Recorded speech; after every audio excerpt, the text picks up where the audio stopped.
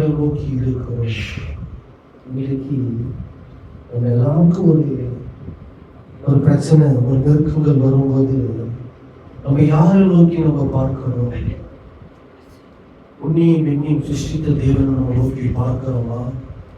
அல்லது மனிதர்களின் மூலமாய் நம்மளுக்கு ஒத்தாசை வரும் என்று சொல்லி நம்ம பார்த்து கொண்டிருக்கிறோம். வேதத்தில் அழகாய் சொல்லப்படுகிறது. சங்கீதம் ஏசாயா புத்தகம்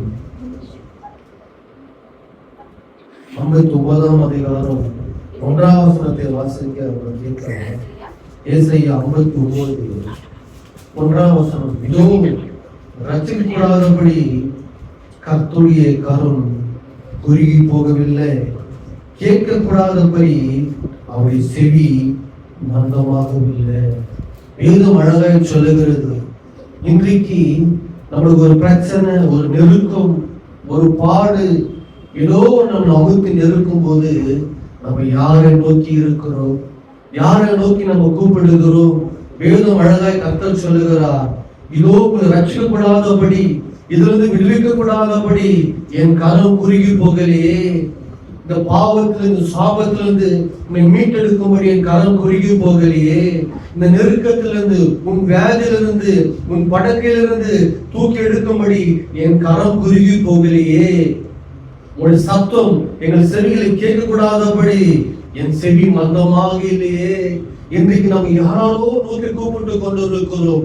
ஒரு வியாதி என்று வரும்போது முதலாவது தேவனை நோக்கி பார்க்காதபடி, உலகத்தான அவசியம் நான் இல்லைன்னு சொல்ல வரல, ஆனா தேவனுடைய சமூகத்துல நம்ம தேவனை நோக்கி நம்ம கூப்பிட்டு கொண்டு இருக்கிறோம். டாக்டர் முதலாவது நம்ம தேடுகிறோம், அவன் ஒத்தாசையை பார்க்கும்படி தேடுகிறோம், பணத்துக்காக மனிதர்களை தேடிக்கொண்டு இருக்கிறோம். ஆனா கர்த்தரை நோக்கி நம்ம கூப்பிட மறந்து போய் இருக்கிறோம். அதுதான் ஏசப்பா சொல்லுகிறார், பிதாவானவர் சொல்லுகிறார், இதோ உன்னை ரட்சிக்கப்படாதபடி என் கரம் குறுகி போகல மகளே, கரம் குறுகி போகல மகனே. உன் வியாதியிலிருந்து, உன் வியாதி படுக்கையை மாற்ற என் கரம் குறுகி போகலையே. அன்னைக்கு மறித்து போன அந்த சிறு பெண்ணை தூக்கி எடுக்கும்படி அந்த ஜெபத்தலைவன் வந்து கேட்கிறான், என் மகள் வியாதிப்பட்டு இருக்கிறா, நீங்க வந்த ஐயரே, நீங்க வந்தா என் மகள் சுகமாகிறான் என்று சொல்லி அவள் கூப்பிடுகிற வேலையில ஏசப்பா செவியை சாய்த்து கடந்து வருகிறார். ஆனா வேலைக்காரன் வந்து சொல்லுகிறான், என்ன சொல்லுகிறான், இன்று போதுகிற நீ தொந்தரவு பண்ண வேண்டாம், உன் மகள் மறித்து போய்விட்டது என்று சொல்லி, உன் மகள் மறித்து போய்விட்டது, இன்றைக்கு போதனை தொந்தரவு பண்ணாத என்று சொல்லும் போது அவனுடைய காதுல சத்தம் கேட்டு முடிந்த மாத்திரத்திலே மறு உத்தரவு வருகிறது. விசுவாசம் உள்ளவனாயிரு, ரட்சிக்கப்படாதபடி என் கரம் குறுகி போகல, உன் மகளை காப்பாற்ற என் கரம் குறுகி போகவில்லை, உன் மகளை நான் உயிர்ப்பிப்பேன். என் மேல நீ விசுவாசமாயிரு, என் மேல நீ நம்பிக்கையாரு. உன் சூழ்நிலை மாற்றம் பண்ணித்தானே என் ஜீவனை கொடுத்து இந்த பாதாளத்தில் உன்னை எப்படி பரலோகத்தை கொண்டு போக பண்ணித்தானே, உன்னை ஆசீர்வதிக்க பண்ணித்தானே என் கரம் நீட்டப்பட்டது. வேதம் அழகாய் சொல்லுகிறதுங்க. தேவதூதர்கள் கை கொடுக்காதபடி மணிபுத்தர்கள் கர்த்தர் கை கொடுத்தார். எதற்காக? உன்னை நேசித்தபடினால தானே. இன்றைக்கு உன்னை தூக்கி எடுக்கிற தகப்பனை நோக்கி நீ கூப்பிடாதபடி இன்றைக்கு யாரை நம்ம நோக்கி பார்த்து கொண்டிருக்கிறோம்? யோசித்து பாருங்க. இன்றைக்கு நம்முடைய வாழ்க்கையில கர்த்தர் ஏன் அற்புதங்களை செய்ய முடியல? அது கிழக்கிற வசனங்களை வாசித்து பாருங்க. உங்கள் அக்கிரமங்களே உங்களுக்கு,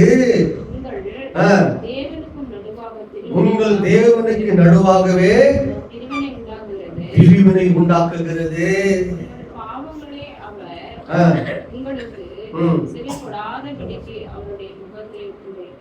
யாருடைய? நம்முடைய பாவங்களே, நம்முடைய அக்கிரமங்களே செவி கொடுக்காதபடி அவர் முகத்தை விட்டு விலக்கி போகிறது.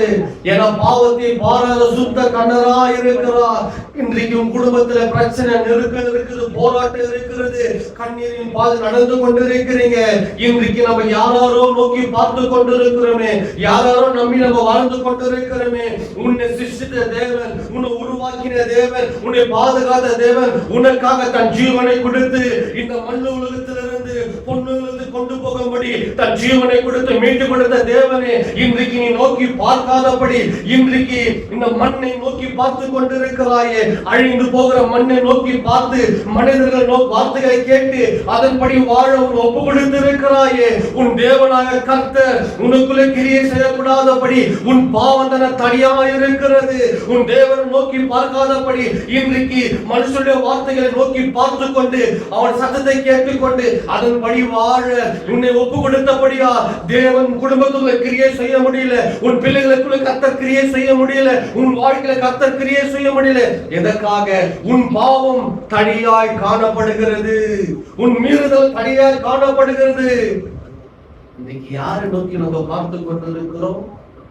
உலகத்தின் தேவைகளை நோக்கி பார்த்து கொண்டிருக்கிறோம். உலகத்தின் தேவைகளை சந்திக்கிற தேவன் நம்ம நோக்கி பார்ப்பதில்லை. உலகத்தின் சூழ்நிலையை மாற்றி போடுகிற தேவனை நோக்கி நம்ம பார்க்கிறதில்லை.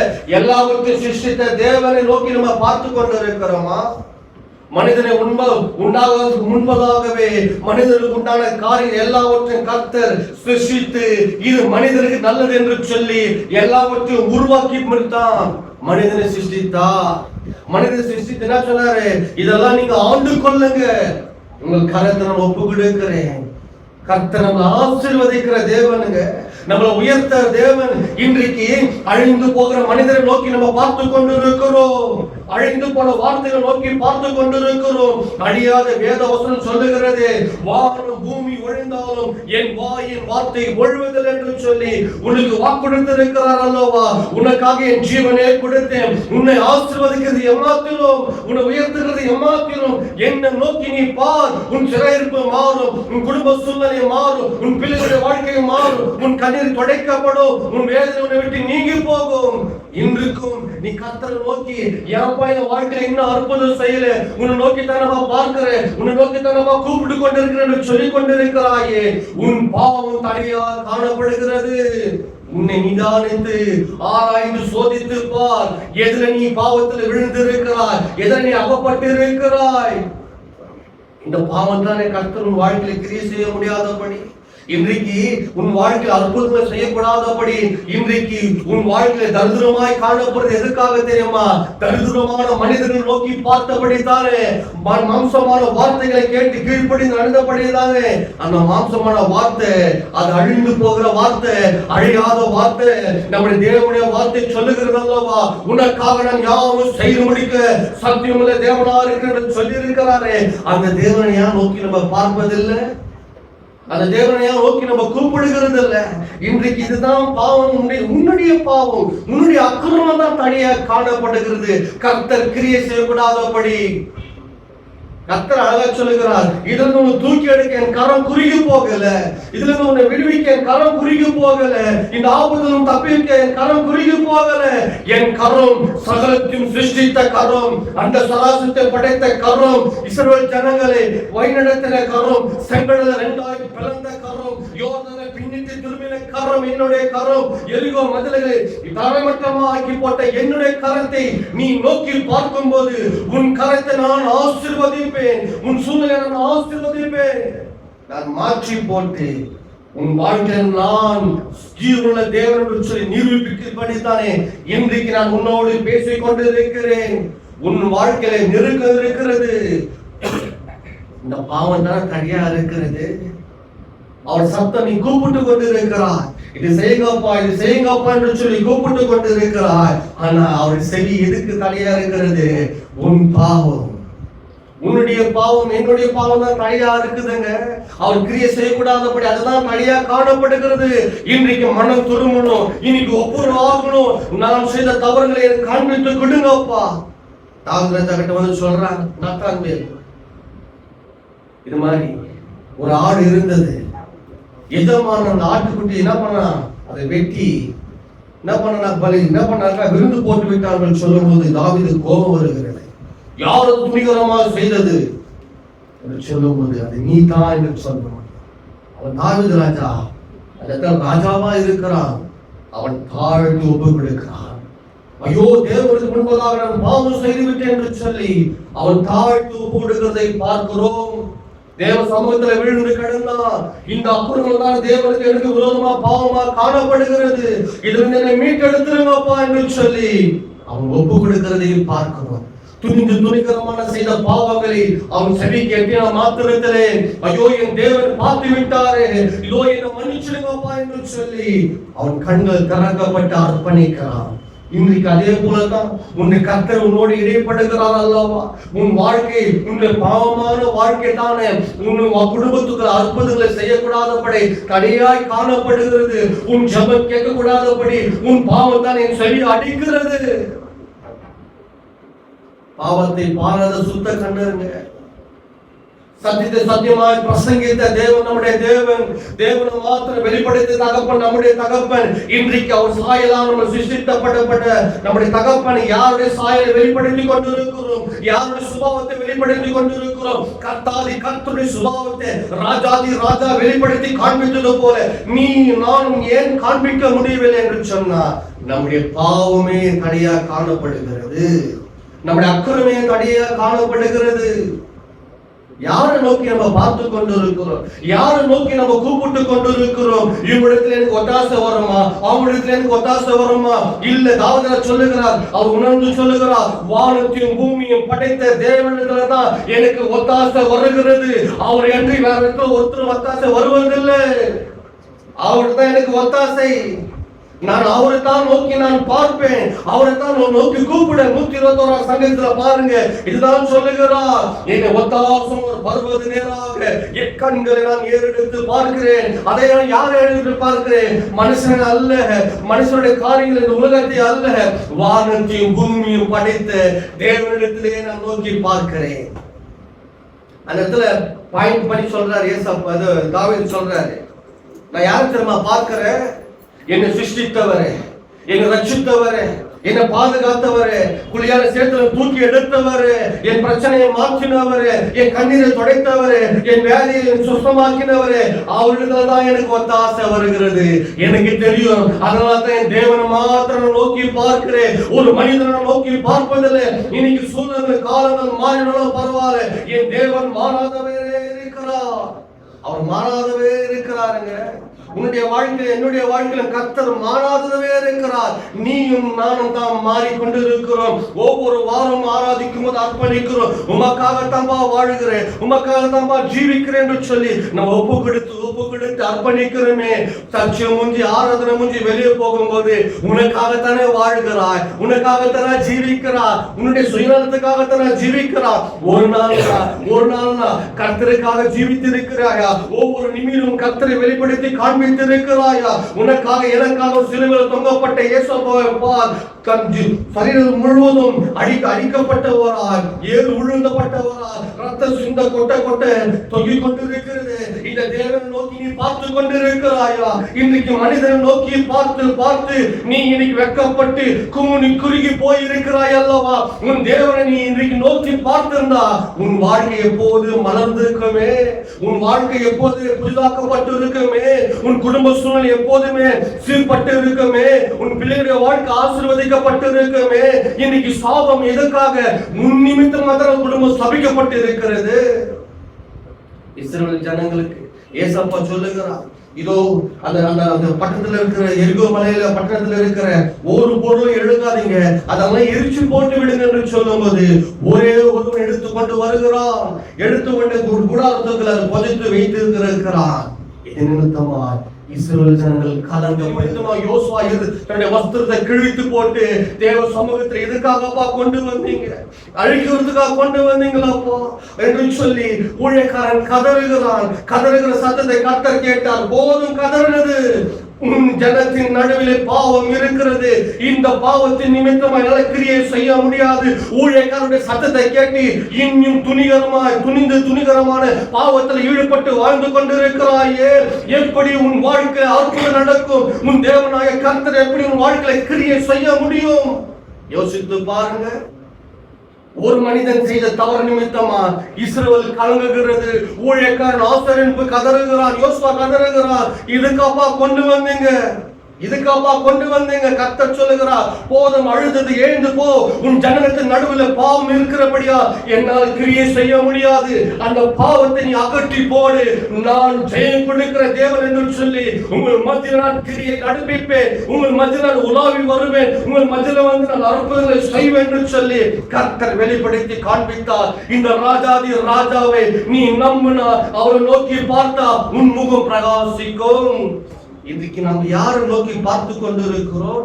என்ன மனிதனை நோக்கி பார்த்து கொண்டிருக்கிறோம்? தீமையா நோக்கி பார்க்கிறபடியால் தானே உன்னுடைய வாழ்க்கையில தீமையை நடந்து கொண்டிருக்கிறது. பாவத்துக்கு விழுந்து போனதால் தானே உன்னுடைய வாழ்க்கையும் பாவமாக கடந்து போய் கொண்டிருக்கிறது. இந்த உலகம் அழிவுக்கு வைக்கப்பட்டு இருக்கிறது அல்லவா? இந்த உலகத்தை நீ நோக்கி பார்க்கிறபடியால் தானே உன் குடும்பம் சீர்கட்டு கொண்டு போய் கொண்டிருக்கிறது.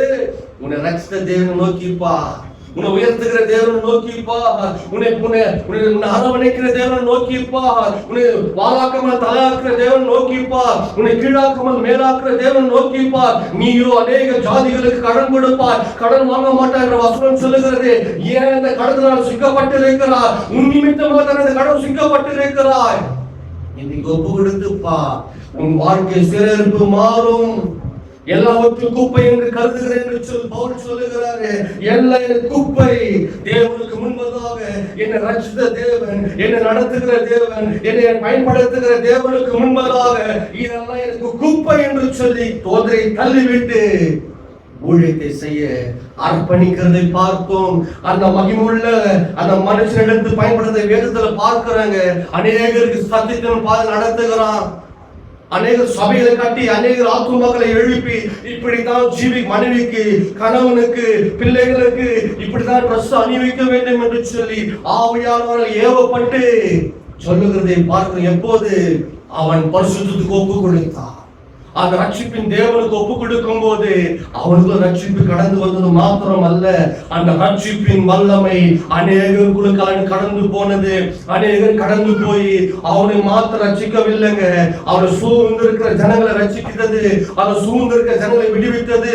அந்த தேவனை நோக்கி அவன் அபய விடுகிறான், ஜெயில ஆராதிக்கிறான். என்னன்னு தேவன் சமூகத்தில் ஆராதித்து சவுலும் பவுலும் சீலாவும் சிறைச்சாலை ஜெபிக்கும் போது அவன் கட்டுகள், சிறைச்சாலை கதவுகள் உடைக்கப்பட்டு கூட இருக்கிற ஒவ்வொரு கட்டுகள் அறுக்கப்பட்டது.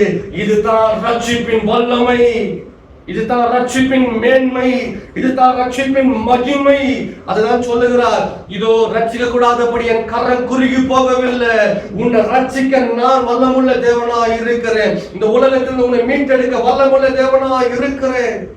அந்த தேவனை பவுல் வெளிப்படுத்தி காண்பிக்கிறார். அவன் ஆராதிக்கிற அவ்வளவுதாங்க ரட்சிப்பை கடந்து வருகிறது. எங்க போட்ட வித்து? பவுலுக்குள்ள போட்ட வித்து, பவுலுக்குள்ள போட்ட அந்த ரட்சிப்பின் வித்து அநேக அது பிளஸ்ட் ஆகி எப்படி ஒரு ஆட்டாபாம் வெடிக்கும் போது அநேக சத்தத்து காதுகள் கேட்கிற அளவுக்கு எவ்வளவு தூரம் போகிறதோ அவ்வளவு தூரம் அந்த ரட்சிப்பின் மகிமை வெளிப்பட்டு கட்டுகள் அறுக்கப்பட்டு ஒவ்வொரு சிறைச்சாலையுடைய கட்டுகள் அறுக்கப்பட்டதுங்க. அந்த தலைவருடைய கண்கள் திறக்கப்பட்டது. அந்த இரவோடு இரவாய் அவன் ஞானஸ்தானம் பெற்று கர்த்தரே தெய்வம் என்று சொல்லி அவனை ஏற்றுக்கொள்கிற பார்க்கிறோம். எது? அதுதான் ரட்சிப்பின் கரம். இந்த ரட்சிப்பின் கரத்தை நீ நோக்கி பார்க்கும் போது உன்னை ஏன் விடுவிக்க மாட்டா, உன்னை ஏன் தூக்கி எடுக்க மாட்டா, ஏன் உன்னை உயர்த்த மாட்டா? தேவனை நோக்கி பாருங்க, தேவனை நோக்கி பாருங்க. உனக்கு தான் உனக்கு அவர் தான் தஞ்சம், அவர் தான் உனக்கு சகாயம். தாவீது ராஜாவுடைய வாழ்க்கையில எத்தனோ அற்புதம் அடையாளம் கர்த்தர் அதான் சொல்றார், ஒத்தாசவர் பர்வதனுக்கு நேராக என் கண்களை நோக்கி நான் பார்க்கிறேன். யார் என்னை ரட்சிக்க முடியும்? கர்த்தருக்கு தெரியும், எனக்கு தெரியும். ஏன்னா நான் ஒவ்வொரு டைம் நான் அனுபவித்து இருக்கிறேன். போய் ராஜாக்கு முன்பதாக தாவீது சொல்லுகிறான், இதோ இந்த கோலியாத்தை ஏமாத்துறான், அவனு கர்த்தரின் கையில் ஒப்பு கொடுப்பார். நான் ஆடுகளை மேய்த்துக் கொண்டிருக்கும் போது சிங்கத்தின் வாயும் கரடியின் வாயை நான் கிழித்து போட்டேன், அதிலிருந்து தப்பிவித்த தேவன் என்னோடு இருக்கிறார். இதுதான் ரட்சிப்பின் மேன்மை, இதுதான் ரட்சிப்பின் மகிமை. இந்த ரட்சிக்கப்படுகிற தேவனை நோக்கி நீ ஏன் இன்னும் பார்க்காத உட்கார்ந்து கொண்டிருக்கிற என்று சொன்னா உன் பாவம் தான் தனியா இருக்கிறது. நான் ஜெபம் பண்ணி கொண்டு தானே இருக்கிறேன், தேவனை தேடி கொண்டு தானே இருக்கிறேன், உபவாசம் பண்ணி கொண்டு தானே இருக்கிறேன், எல்லாம் பண்ணி கொண்டு இருக்கிறார். ஆனா உனக்குள்ள பாவம் இருக்கிறது, உனக்குள்ள தேவனுக்கு பிரியமில்லாத காரியம் இருக்கிறது. இந்த பாவம் தானே தேவனுடைய சத்தத்தை கேட்கக்கூடாதபடி அவர் செவி மந்தமாய் போயிருக்கிறது, அடிக்கப்பட்டு இருக்கிறது. உன்னுடைய பாவத்தாக சௌரமாய் இருக்கிறது. வசனம் சொல்லுகிறது, இந்த ஸ்தலத்தில் ஏறெடுக்கப்பட ஜெபங்கள் அவர் செவிகள் கேட்டவைகளாக இருக்குது என்று சொல்லி, நீ ஜெபிக்கிற ஜெபம் தேவனுடைய சமூகத்துல அவர் செவியில் எட்டிக்கொண்டு இருக்கிறதா? இன்றைக்கு உன்னை அர்ப்பணித்து பார், இன்றைக்கு நீ உன்னை ஒப்பு கொடுத்து பார். இந்த தூசணை உதவி தள்ளுகிறேன், இந்த உலகத்தின் நண்பர்கள், உலகத்தின் மனிதர்கள் எனக்கு தேவையில்லை, இவங்களை என்னை விடுவிக்க முடியாதிலிருந்து என் கர்த்தர் மாத்திரம் தான் என்னை விடுவிக்க முடியும், என் ராஜாதி ராஜா தான் என்னை விடுவிக்க முடியும். அவர் தான் என்னை விடுவிக்க முடியும், அவர் தான் என்னை ரட்சிக்க முடியும். வேற ஒருவரும் இல்லைங்க, வேற ஒருவரும் இல்லைங்க. ஏன்னா அவன் கரத்தினால உன்னை என்று உருவாக்கி இருக்கிறார், அவன் கரத்தினால தான் சிருஷ்டித்து இருக்கிறார். நீ ஒழிந்து போன அவர்கள் துக்கப்படுவார். ஒரு பொருளை உண்டாக்குற, ஒரு பாத்திரத்தை உருவாக்குறவன் பாருங்க, அதை பார்த்து பார்த்து அழகாய் உருவாக்குகிறான். அந்த அழகாய் வருமட்டும் அவன் உட்கார்ந்து அமர, அவனுக்கு வலி வந்தாலும் பரவாயில்ல, இந்த பாத்திரம் அழகாய் வர வேண்டும், இந்த பாத்திரம் அநேகருக்கு போஜனமாக இருக்க வேண்டும், இந்த பாத்திரம் அநேகருக்கு உபயோகரமாக இருக்க வேண்டும் என்று சொல்லி இதை பார்க்கிற மனிதர்கள் எல்லாம் ரசிக்க வேண்டும் என்று சொல்லி பார்த்து பார்த்து உருவாக்குறது போல அவருடைய கரந்தானே உன்னை உருவாக்கினது, அவர் கரந்தான உன்னை சிருஷ்டித்தது. அதான் சொல்லுகிறது, இந்த கரந்தான உன்னை உருவாக்கினது, இந்த கரந்தான உன்னை சிருஷ்டித்தது. இந்த கரத்தினால் உன்னை தூக்கி எடுக்க முடியாதா? இந்த கரத்தினால் உன்னை விடுவிக்க முடியாதா? இந்த கரத்தினால் உன்னை பாதுகாக்க முடியாதா?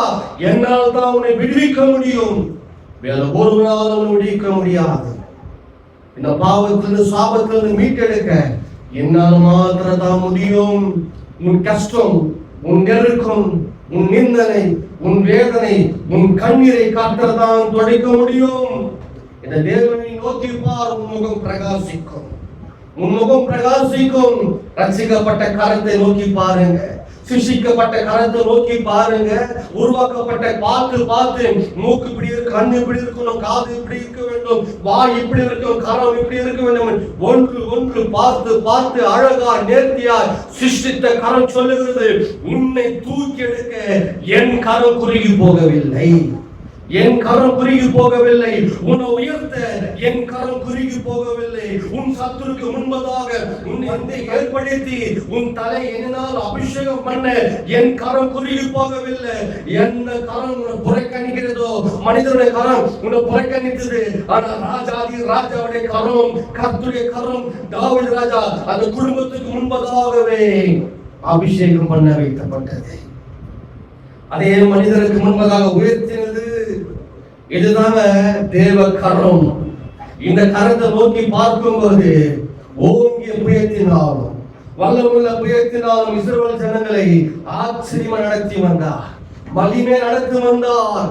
கேட்கிறதை காடுகளை கட்டளையிட்டார், மன்னவை கர்த்தர் போஷிக்கும்படி அவங்க போஷிக்கும்படி கட்டளையிட்டாருங்க. உனக்காக யாவும் செய்ய முடிக்கும்படி தானே அவர் கரம் காத்து கொண்டு இருக்கிறது. எது தெரியுங்களா? இந்த கரம் தானே ஒரு சிருஷ்டிச்சு. அந்த மனிதன் உருவாக்கப்பட்ட அந்த பாத்திரம் ஒழிந்து போனா அந்த மனிதனுக்கு ஒரு கஷ்டமா யோசித்து பாருங்க. ஐயோ, நான் பார்த்து பார்த்து சிருஷ்டித்த பாத்திரம் ஒழிந்து போனது, திருப்பி அதை புதுப்பிக்க கூட முடியாது என்று சொல்லிட்டாரா? ராஜாதி ராஜா கடந்து வந்து உனக்காக எனக்காக அவன் பாத்திரம் அவள் ஒழிக்கப்பட்டு அவள் நொறுக்கப்பட்டு அவள் சரீரமெல்லாம் கிழிக்கப்பட்டு அவள் ஒழித்து உன்னை உருவாக்க முடிந்தன கர்த்தர் ஜீவ பலியாக ஒப்பு கொடுத்தார்.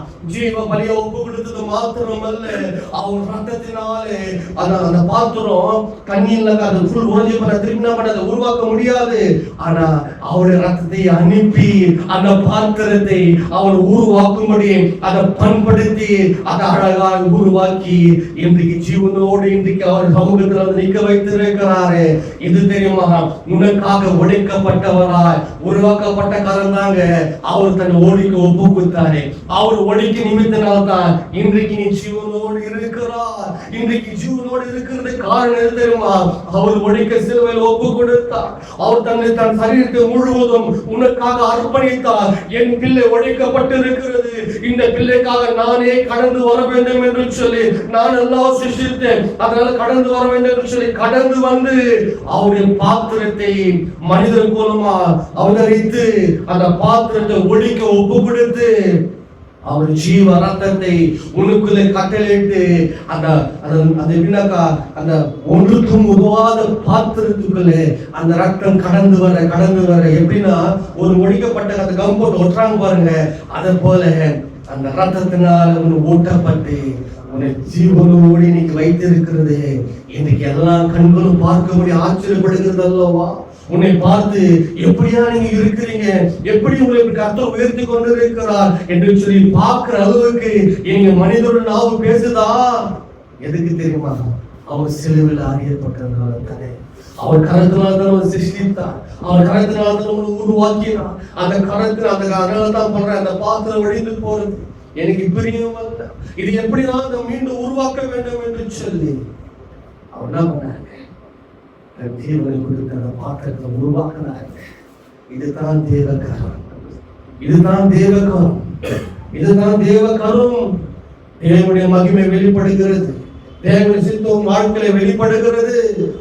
தேவன் மத்தியில் கடந்து வந்து உன்னோடு என்னோடு பேசுவது எனக்கு தெரியும்.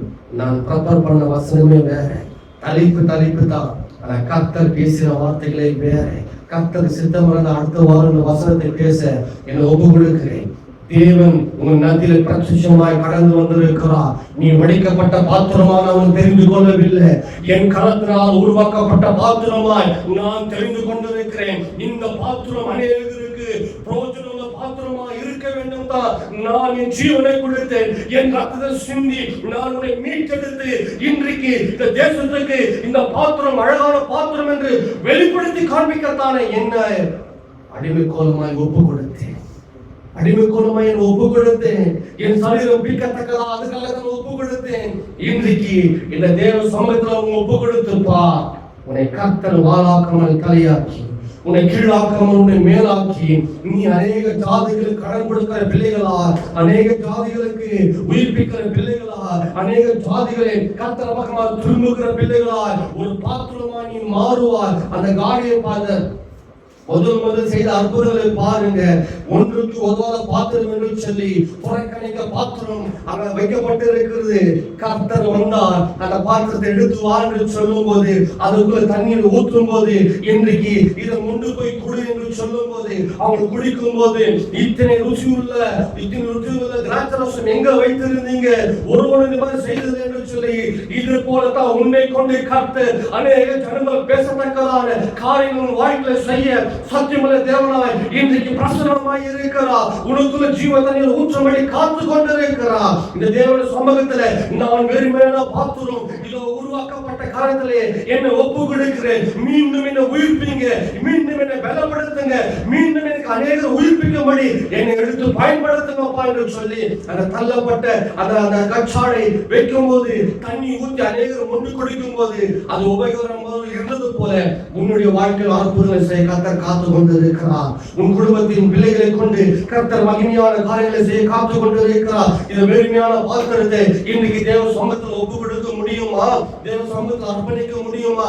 இதை எப்படியா பவுல் சொல்லுகிறாரு? அந்த தேவனுடைய அன்பை ருசித்து பார்த்து நான் ஒழிந்து போன பாத்திரம் என்னை உருவாக்குகிறார் என்று சொல்லி, அவருக்காக நிற்க வேண்டும் என்று சொல்லி, இதெல்லாம் குப்பை என்று கருதுகிறேன் என்று சொல்லி உலகத்தின் காரியங்களை வெறுத்து விட்டு கர்த்தருக்காக எழுந்து பிரகாசிக்கும்படி கடந்து வந்து அநேகருக்கு சாட்சியா விளையினது போல, அநேகர் உயிர்ப்பித்தது போல, அநேகருடைய கண்ணீர் துடைக்கப்பட்டது போல, அநேகர் விடுவித்தது போல இன்றைக்கும் கர்த்தர் உங்களை கொண்டு மகிமையான காரியங்களை செய்ய விரும்புகிறார். தேவனுக்கு மகிமை உண்டாவதாக, தேவனுக்கே மகிமை உண்டாவதாக. உன் தாயின் கர்ப்பத்தில் உருவாக்கும் உன்னை பேர் சொல்ல அழைத்த தேவன் நான். உன்னை இந்த உலகத்துக்காக தெரிந்து கொள்ளவில்லை, என்னுடைய திருவுள்ள சித்தத்தை செய்து முடிக்கும் அடைத்தான் உன்னை தெரிந்து கொண்டிருக்கிறேன். இன்றைக்கு நீ மனம் போன போக்கில் போய் கொண்டிருந்தா உன் வாழ்க்கை பரிதாபமாய் முடிந்து போய்விடுமே. என் நாமத்துக்கு மகிமையாதானே நான் உன்னை வேறு பிரித்து இருக்கிறேன், என்னுடைய துரிய சொல்லி வரும்படித்தான் உன்னை வேறு பிரித்து இருக்கிறேன். என்னுடைய காரியமா யார் போவா என்று சொல்லி அழைக்கிற சத்தம் காதில் துணிக்கவில்லையா? உன்னை அர்ப்பணி, உனக்கு அர்ப்பணி, உன் கண்ணீர் துடைக்கப்படும். உன் வேதனை உன்னை விட்டு நீங்கி போகும். உன் பிள்ளையுடைய எதிர்காலம் ஆசீர்வதிக்கப்பட்டு இருக்கும்.